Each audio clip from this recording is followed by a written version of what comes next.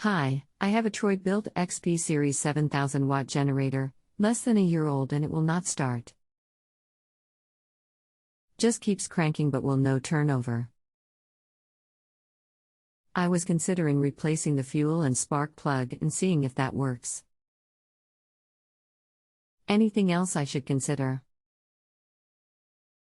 Thank you in advance. Hello, how are you? Has the unit been in storage for some time? Yes, last ran 4 months ago.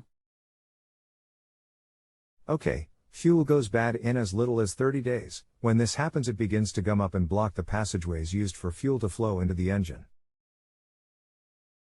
After 4 months, yours should not be all that bad, and perhaps we can cheat a little here. What is the model number of the genset? Not sure. Here is the generator on Lowe's website, http://www.lowes.com/PD_97XXX_4294747146146_.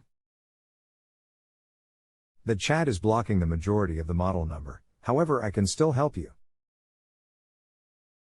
http://www.lowes.com/PD_97XXX_4294747146146_. Unfortunately, I am typing from work and not with the generator.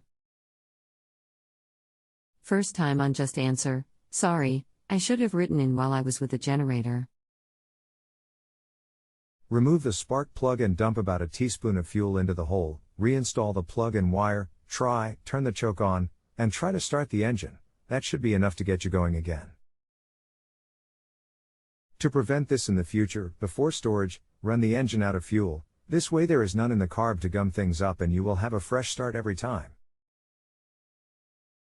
Bada XXXXXX. The new fuels we are being sold today are expensive junk. Awesome.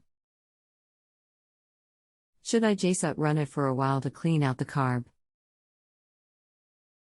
Yes, run it for about 30 minutes with a load on it, fan or light, etc. Thanks.